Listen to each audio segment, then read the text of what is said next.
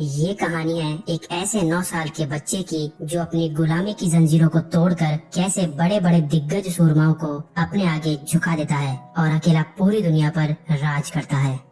कहानी की शुरुआत साल 1172 से होती है, जहां हम अभी के नॉर्थ वेस्टर्न चाइना के इलाके को देखते हैं, जिसे उस समय टेंगोट किंगडम कहा जाता था। यहाँ बहुत सारे मंगोलियन ट्राइब्स के ग्रुप्स रहते थे, जिनके लीडर्स को खान कहते थे। इन ट्राइब्स के खानों की आपस में बिल्कुल भी नहीं बनती थी, क्योंकि सभी को पावर की भूख थी, जिसके कारण इनके बीच अक्सर लड़ाइयाँ होती, जिसमें दोनों तरफ के कई लोग मारे जाते थे। मंगोलों की दुनिया में कोई नियम कानून नहीं होते थे, इसलिए इन्हें एक सुप्रीम खान की सख्त जरूरत थी, ताकि ये सभी लोग एकजुट होकर रह सके। असुई की बहुत सारी भेड़ बकरियों और उसके घर पर कब्जा कर लेता है, जिससे गुस्से में आकर तेमुजिन की माँ उसे बद्दुआ देते हुए कहती है कि तुम्हारी मौत मेरे बेटे के हाथों ही लिखी है, याद रखना। टारगुटा ये सुनकर चिंता में पड़ जाता है, इसलिए वो उसी समय तेमुजिन को मारने का फैसला करता है। लेकिन मंगोलों के रीति रिवाज के अनुसार किसी को मारने से पहले वो उसकी हाइट को अपने रथ के पहिए से नापते थे और कभी भी बच्चों को नहीं मारते थे। जब टारगुटाई तेमुजिन की हाइट नापता है तो उसकी हाइट कम होने की वजह से वो बच जाता है। तभी टारगुटाई तेमुजिन की माँ को कहता है कि वो अगले साल जब तेमुजिन की हाइट और उम्र दोनों बढ़ चुकी होगी तो वो उसे मारने जरूर आएगा।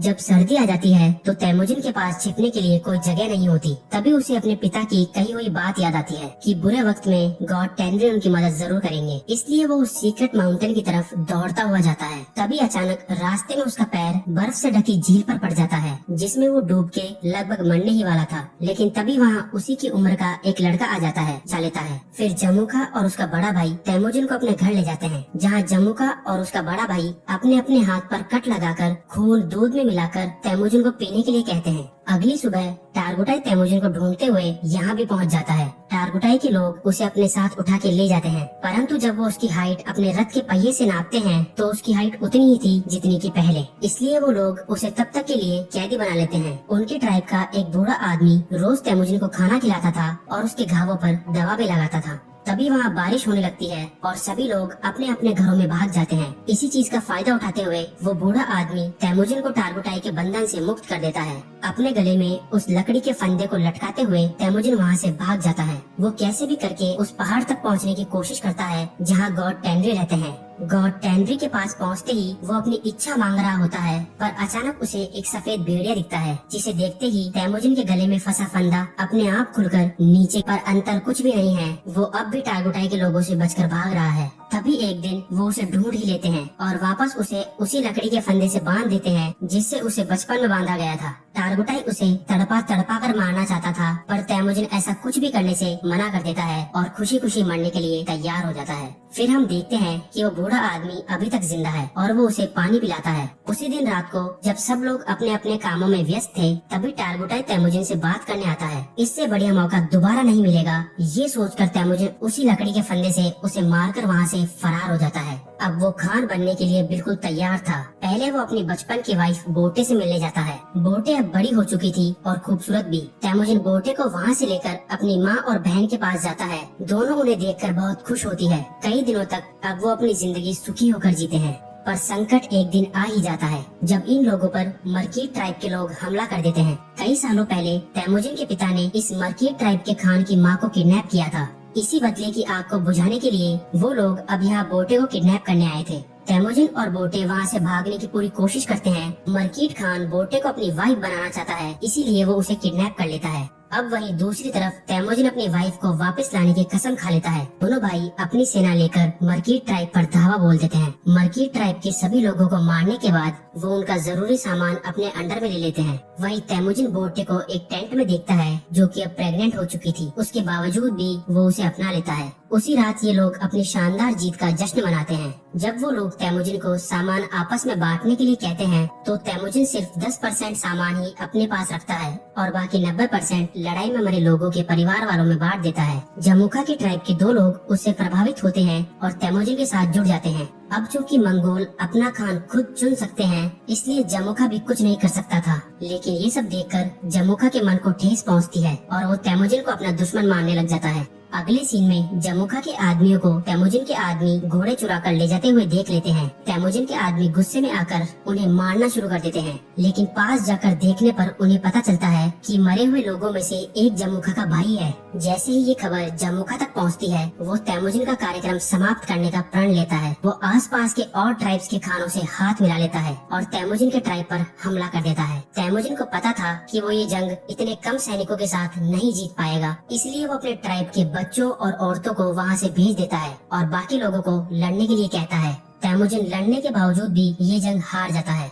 वो तैमुजिन को गिड़गिड़ाते हुए देखना चाहता था, इसलिए वो उसे किसी और ट्राइब के लोगों को बेच देता है, जो कि बहुत दूर तक उसे रेगिस्तान में पैदल चलवाते हैं। बहुत दूर तक चलने के बाद वो लोग एक शहर में पहुंच जाते हैं जहां टेंगुट डायनेस्टी का राज था। वो तैमुजिन को जमीन पर बिठाते हैं ताकि दूसरे लोग उसे खरीद सके। एक दिन इस डायनेस्टी का राजा इसी बाजार में आया हुआ था और तैमुजिन को देखने के बाद वो उसे खरीदने के लिए राजी हो जाता है। लेकिन राजा के लोग उसे तैमुजिन को खरीदने से मना करते हैं, परंतु फिर भी वो तैमुजिन को खरीद लेता है। अगले सीन में वो तैमुजिन को एक काल कोठरी में कैद करते हैं, जो कि शहर के बीचों बीच थी, ताकि जो लोग वहाँ से गुजरे वो उसे देखकर जोर जोर से हंस सके। इस काल कोठरी में रोज एक मॉन्क आता था जो तैमुजिन से माफी मांगता था। एक दिन तैमुजिन बुद्धिस्ट मॉन्क के सामने एक शर्त रखता है कि अगर तुम मेरी पत्नी को ढूंढोगे तो मैं भविष्य में इस गाँव को बिल्कुल भी नुकसान नहीं पहुँचाऊंगा। इसके बाद वो बुद्धिस्ट मॉन्क रेगिस्तान के रास्ते से होते हुए बोटे को ढूंढने निकल जाता है। लेकिन क्योंकि बुद्धिस्ट मॉन्क बूढ़ा था और गर्मी भी तेज थी, जिसके कारण वो मर जाता है। जब बोटे वहाँ से गुजर रही थी तो उसे बुद्धिस्ट मॉन्क के पास से वही नेकलेस मिलता है जो उसे तैमुजिन ने दिया था, और वो समझ जाती है कि तैमुजिन अभी भी जिंदा है। ये देखते ही वो शहर की ओर निकल जाती है, जहाँ वो देखती है कि तैमुजिन एक पिंजरे में कैद है। जैसे ही रात होती है, बोटे वहाँ के एक सिपाही को रिश्वत देकर तैमुजिन को वहाँ से भगा ले जाती है। बोटे और तैमुजिन घर आ जाते हैं, जहाँ अब पूरा परिवार शांति से और खुशी से रहने लगता है। तभी एक दिन बोटे तैमुजिन से कहती है कि सभी मंगोल्स एक जैसे ही होते हैं, सभी चोरी करते हैं, एक दूसरे को मारते हैं। मंगोल्स के लिए ये आम बात थी, लेकिन तैमुजिन इस बात का बुरा मान जाता है और अपने परिवार को छोड़ के वहाँ से चला जाता है। वो कसम खाता है कि अब वो सभी ट्राइब्स को एकजुट करके नया मंगोल राज बनाएगा। अब चाहे इस काम के लिए उसे किसी की जान भी लेनी पड़ी तो वो पीछे नहीं हटेगा। यहाँ से सीन कट होता है और हम साल 1196 में पहुँचते हैं, जहाँ अब तैमुजिन ने सभी ट्राइब्स को एकजुट करके मंगोलों की एक बड़ी सेना बना ली है। अब उसके राजा बनने के रास्ते में सिर्फ एक ही रुकावट है, और वो है उसका भाई जमुखा। जमुखा के पास भी बहुत बड़ी सेना थी और वो दोनों अपनी पूरी सेना के साथ लड़ाई करने के लिए मैदान में उतर चुके थे। तैमुजिन भाई होने के नाते जमुखा को समझाना चाहता था, लेकिन जमुखा बिना कुछ सोचे समझे अपने सारे सैनिकों को आक्रमण करने के लिए भेज देता है, जिसके कारण जमुखा के बहुत से सैनिक बेमौत मारे जाते हैं। युद्ध कई घंटों तक चलता है और इस बार तैमुजिन बड़ी ही आसानी से जंग जीत जाता है। तैमुजिन जमुखा समेत उसके कई आदमियों को बंदी बना लेता है और उन्हें मारने के बजाय अपनी सेना में भर्ती कर लेता है। रात में जब तैमुजिन जमुखा से बात करने बैठता है तो उसे बताता है कि ये अपना अपना राज बड़ा करने का लालच आज उन्हें जिंदगी के उस मोड़ पर ले आया है जहाँ वो दोनों एक दूसरे की जान के दुश्मन बन चुके हैं। तभी जमुखा कहता है कि अगर मैं तुम्हारी जगह होता तो तुम्हें उसी वक्त जान से मार देता। तैमुजिन को जमुखा पर तरस आता है और वो उसे माफ करके वहाँ से कहीं दूर जाने को कहता है। तभी हम बोटे को देखते हैं जो तैमुजिन से मिलने आती है, जिन्हें देखकर वो बहुत खुश होता है। यहाँ से